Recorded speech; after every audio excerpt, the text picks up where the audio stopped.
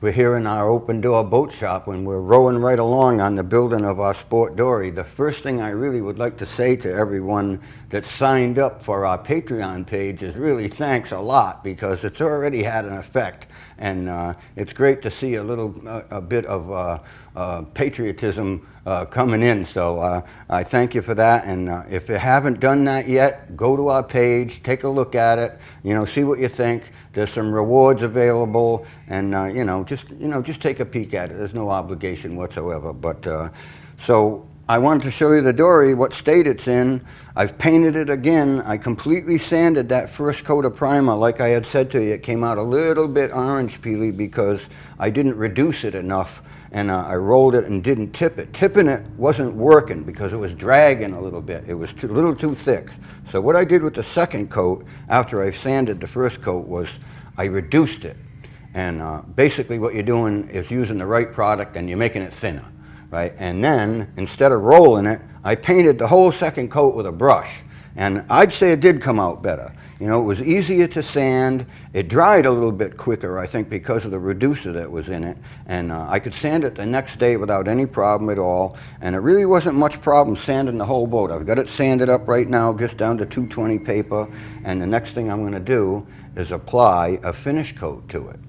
Now, before I get involved with that, I just want to get into this little skeg here a little bit. Now, it's made of a nice piece of quarter sawn white oak. That just means that the annual rings are going right through the piece of wood, straight across this way. So it stops it from curling like this when it gets wet or dries out. So it's a nice piece of wood for the job, and we're going to scribe it to the bottom. I want to show you what I've done here. I'll move it over just a little tiny bit, and you can see there's a faint line right here. That's a line that represents the very center line of the boat. I put that on there by taking a very long straight edge and going from the center at the transom here all the way to the center of the stem, and I put a little faint line on there. Then what I did was I measured off of that line 7/16 of an inch to another line right here, and I put another line. Now 7/16 of an inch is because the skeg is going to be 7/8 of an inch thick, so that's half the thickness of the skeg. So basically that's the position that we're going to put the skeg in right there. The next thing for me to do is to scribe the shape of the bottom of the boat onto the skeg. Now the skeg is nice and straight. I'll show you that. I'll just pick it up and put it over here onto the bottom of the boat like that. And you can see that it's rocking all over the place like this. So the thing for me to do is to just put it up on top of a little spacer on both ends like this.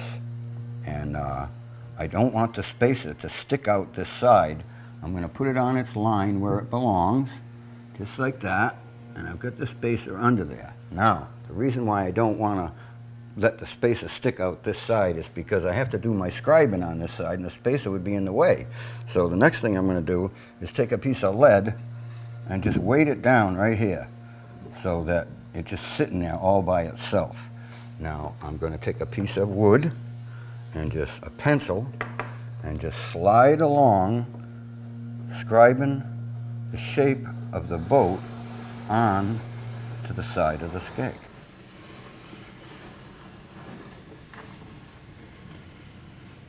Just like that.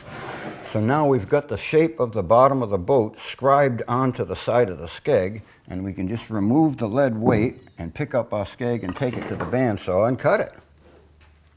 Now I've got a nice dark line on there to follow, and I set my bandsaw at 90 degrees. I was pretty careful to make sure it was right at 90 because I don't want to do much planing if I can help it. I'm going to cut it at 90 degrees rather than plane it to 90 degrees. So let's get going here.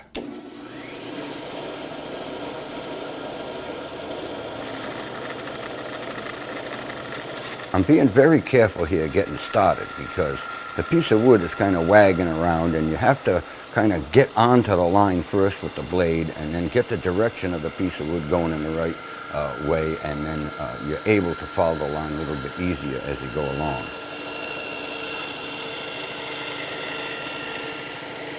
You still have to be very, very careful because the table's very, very slippery. The piece of wood moves around very easily. It has to be lined up perfectly with the blade. You can't have it misaligned and then push and expect the blade to stay on the line. It isn't going to happen.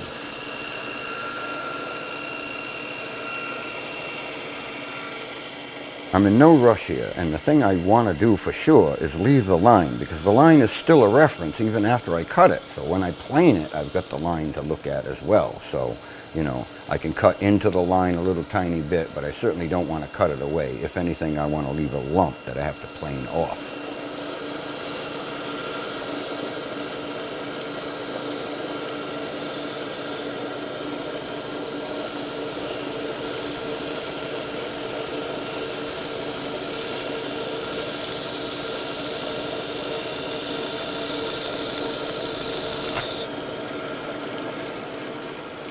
Let's give it a little dry run here and just see how it looks on there.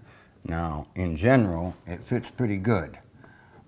It's not rocking side to side, and it fits down over its length, but I think there's a little lump in it right back after you. When you push on the very tail end of it, it kind of rocks up and down. So I think there's a little lump in it right in here. If I roll it on its side and take a look at the pencil line that I tried to cut with the bandsaw, I missed the pencil line right here. So I'm going to take it over and plane it a little bit. Now I've got a skeg clamped up on a bench, and this is where that little lump is right here that I detected, and I can see there's another little one right here and maybe a tiny one right here. So basically what I'm going to do is take a block plane and scrub the whole length of it, but I'm going to be very conservative about it because I don't want to get it off to one side or the other side and have the thing not standing plumb. You know, I'm going to actually end up with traces of this bandsaw cut in it because that's so well cut in there at 90 degrees. I don't want to get rid of them. So basically, the other thing I'm doing here is I'm planing downhill on the grain because I've got all the grain running out on the bottom. It's straight at the top and it's running out against the boat. So if I plane from stern forward, I won't have any of those problems with the plane digging in or anything like that. Let's take that one right off. Take this one a little bit more.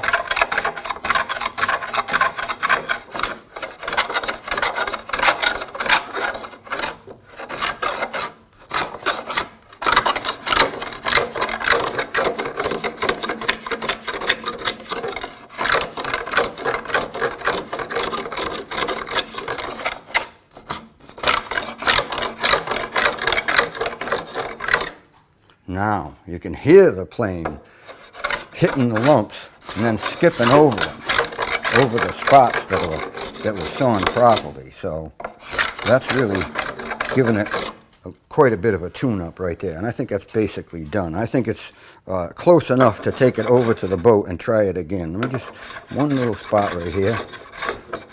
Yeah.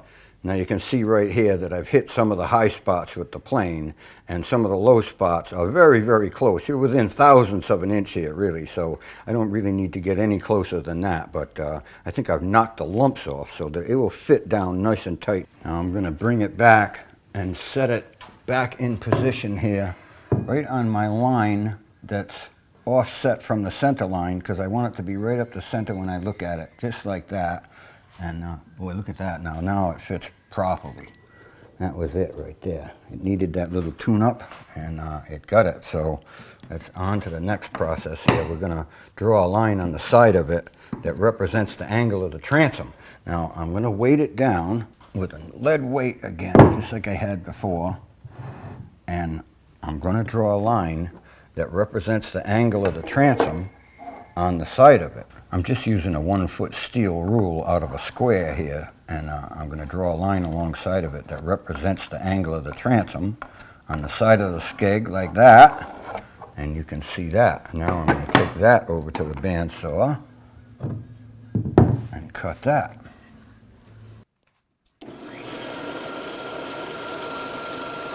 Now this is a straight cut. The only difference is that you're getting started on an angle, so you have to be very careful getting started. Once you do get started, it's very easy to cut along the line.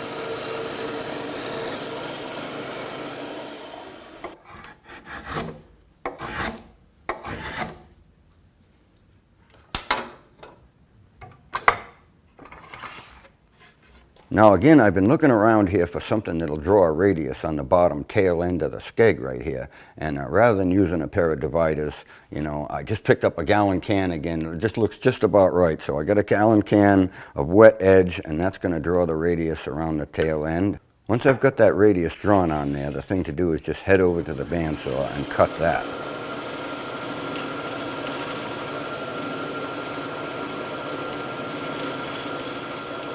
Very simple to do. You just got to make sure you stay outside the pencil line, so you have that pencil line there as a remainder.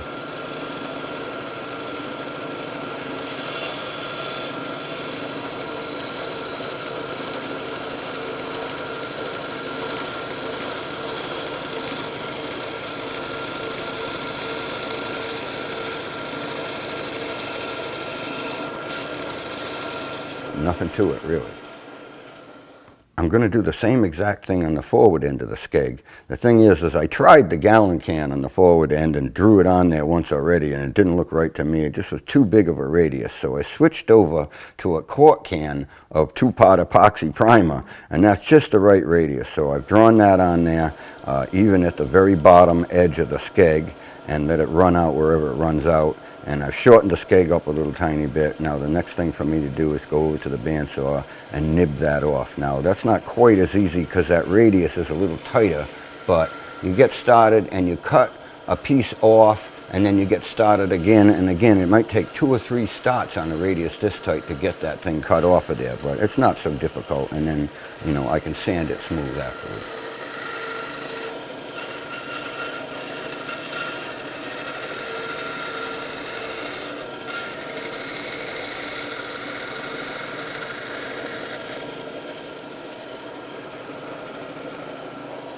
Now let's see how it looks on the boat here.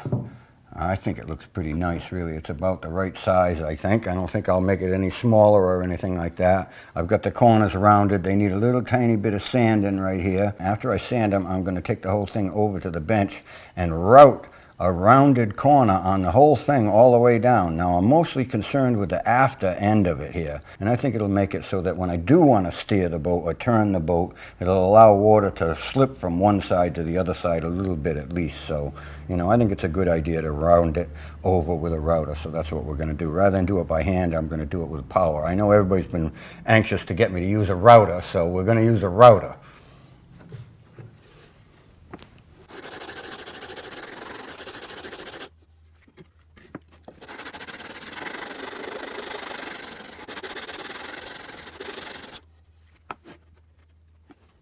Now I've got a little trim router, and it's got a little round over bit in it, and I'm going to use it to round the corners off the Skeg all the way down. Now I have to be pretty careful with this here because I can't let the trim router rock like this.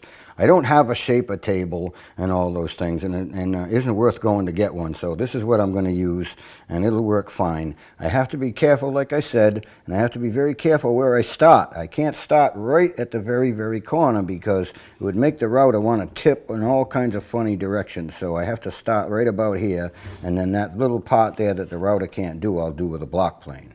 So let's get started with this. Now I'm just going to turn it right on.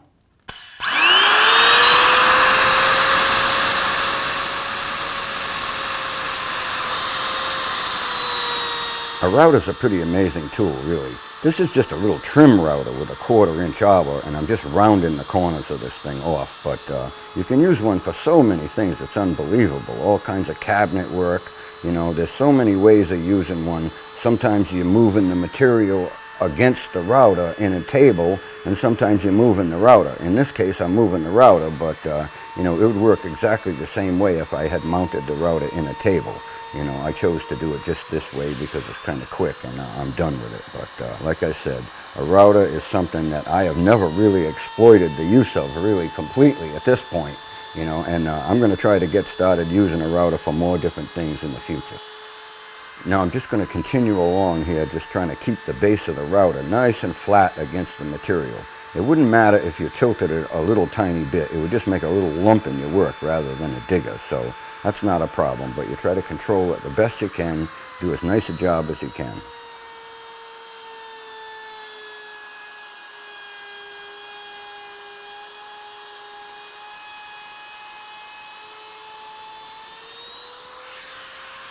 Now we're going to clamp our little Skeg back up here in this little wooden clamp. on top of the table saw, and I'm going to plane that little part off there that I couldn't start at with the router. I was afraid to start. I finished up pretty good on this side, but I was afraid to start that side properly, so I'm just going to take my plane and go ahead and knock that right off of the plane. Adjusted my plane up a little bit more, and yeah, it won't take very long. A few strokes. And there you have it, just like that. Now, I've got one on the other end to do too, I think, here. Yeah, maybe both corners there. So,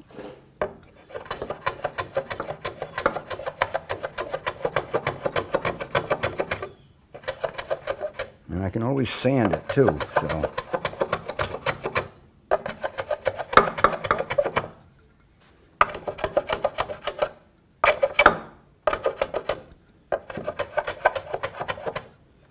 Alright, that's just about it right there.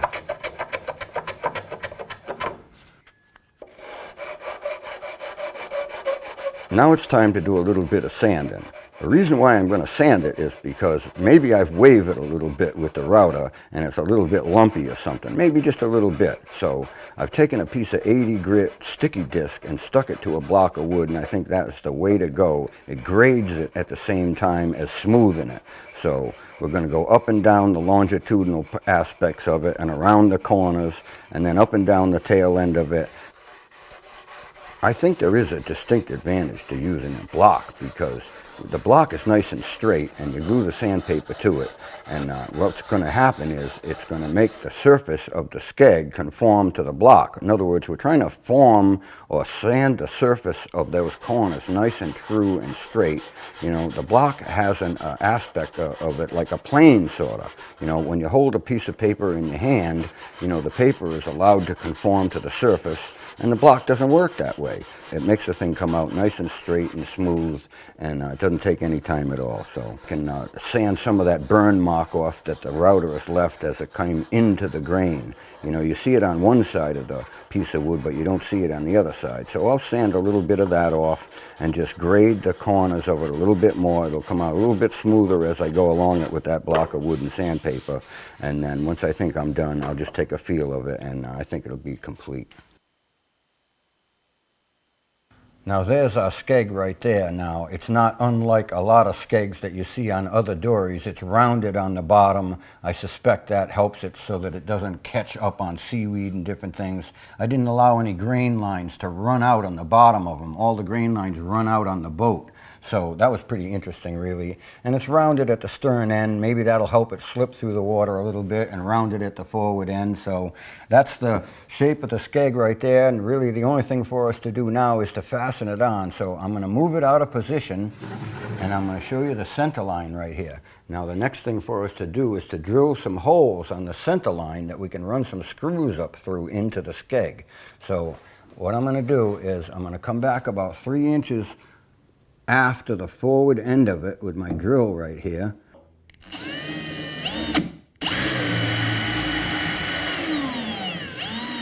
I only need 2 holes because what I'm going to do is connect up those 2 holes with a straight edge on the inside. So I'll draw a line, and then I can drill any amount of holes I want after that.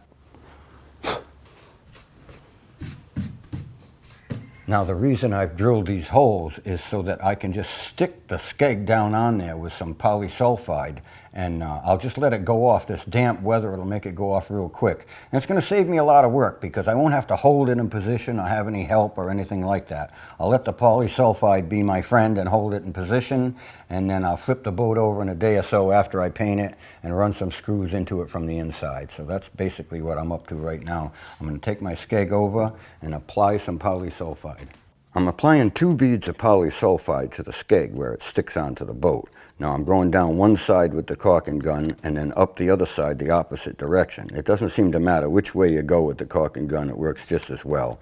Now the 2 beads is just about the right amount so that when I stick it onto the boat, I can squeeze it down into position just with my hands and see most of it all squeeze out the side.